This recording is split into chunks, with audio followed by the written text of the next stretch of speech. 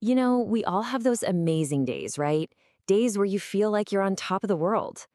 But what happens when that incredible feeling, that up, goes way beyond just a good mood and turns into, well, something else?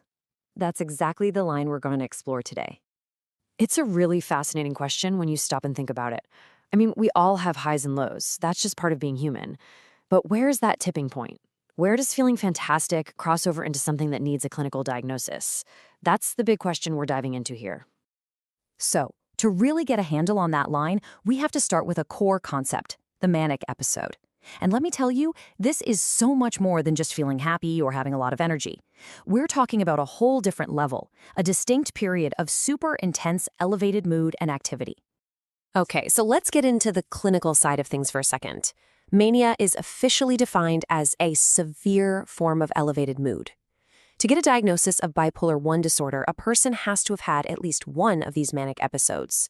And it's not always just about the highs either. A lot of the time, these episodes alternate with periods of major depression. And you might be surprised at how common this is. The lifetime risk for a manic episode is about 1%. Now, 1% might not sound like a huge number, but think about it this way. If you're in a room with 100 people, statistically, one of them will experience this in their lifetime. Puts it into perspective, right? Now, if we look at the data on who this affects, a really interesting trend pops up. Studies consistently show that bipolar I disorder is diagnosed more often in women than in men. Of course, it's super important to remember that it can and does affect people of all genders and from all walks of life. And get this, the timing is just wow. The average age for first manic episode is just 21 years old. Seriously, think about that for a moment. That's right when you're going through all these huge life changes, finishing school, trying to start a career, building new relationships. You can imagine how that makes spotting it and then managing it incredibly tough. So the big question is, what causes it? Well, the evidence points pretty strongly to genetics. And twin studies are where this gets really clear. If one identical twin has bipolar disorder, there's a whopping 50 to 70% chance the other twin will have it too.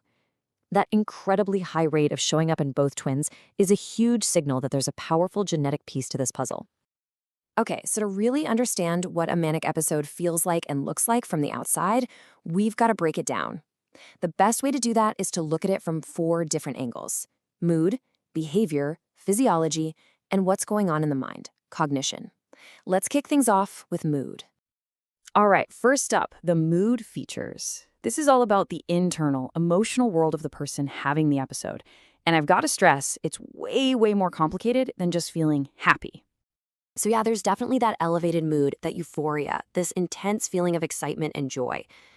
But, and this is a big but, it often comes hand in hand with extreme irritability, like a super low tolerance for any kind of frustration. The mood itself is incredibly fragile and can just flip on a dime to intense anger, crushing anxiety, or even deep sadness, all in a matter of moments. So when you have that kind of storm going on inside, it's obviously going to show up on the outside. And that brings us to our second facet, behavior. We're talking about the specific, observable things a person does that are driven by the mania, and these actions can have really serious, real-world consequences. This is where you might see things like out-of-control spending sprees, gambling, or hypersexuality. A person might jump into really reckless activities, like dangerous driving, without thinking about the consequences. They can be intensely hyperactive, buzzing with energy, starting a million projects but never finishing any of them. Even their appearance can change, sometimes with a shift toward really colorful, flamboyant, or even bizarre outfits. Okay, next up, we've got the physiologic features. A manic episode doesn't just affect your mind and your actions. It has a huge impact on your body and its most basic functions. And here's one of the most classic signs, a decreased need for sleep. Now, this is really important. This isn't insomnia, where you're tossing and turning, wishing you could sleep. This is totally different. A person in a manic state can feel completely rested and bursting with energy after just, say, 2 or 3 hours of sleep. Sometimes they don't sleep at all for days, and all that excess energy, that's what fuels the hyperactivity we were just discussing. And that brings us to our fourth and final facet, cognition. Mania fundamentally changes how a person thinks, how they see themselves, and how they make decisions. It's a huge shift in their whole thought process. This is where you see that highly inflated self-esteem, what we call grandiosity, this powerful belief that you have amazing talents or special powers.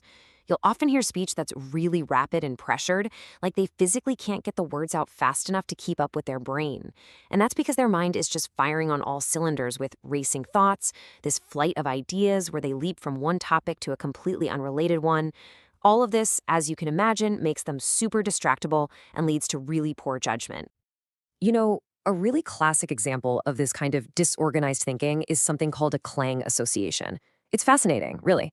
This is when someone's speech is driven by the sound of words, not what they actually mean. So they might say something like, good luck, duck, truck, stuck. Just stringing words together because they rhyme, not because they make any logical sense. So, we've really dug into the intensity of a full-blown manic episode. But it's important to know that this all exists on a spectrum. So let's zoom out a bit and look at some related states, like hypomania and cyclothymia, to get the complete picture. First up is hypomania.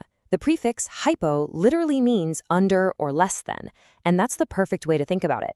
It's a milder, less severe version of mania.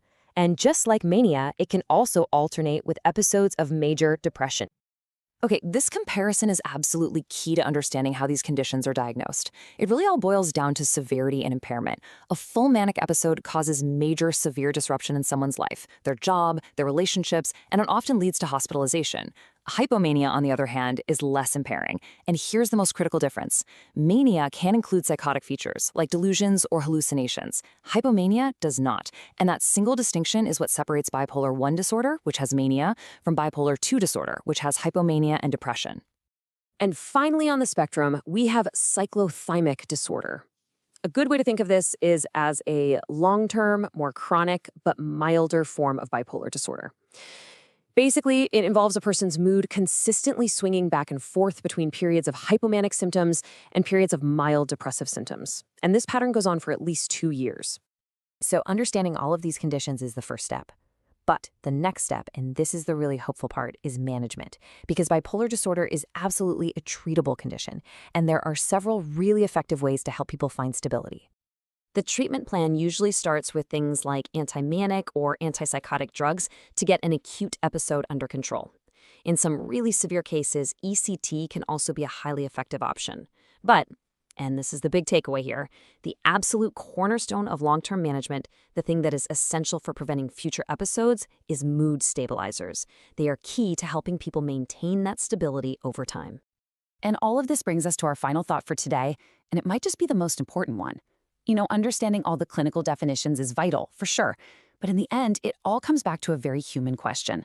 As friends, as family members, as a community, how can we do a better job of supporting people who are navigating these incredible highs and lows in their own minds?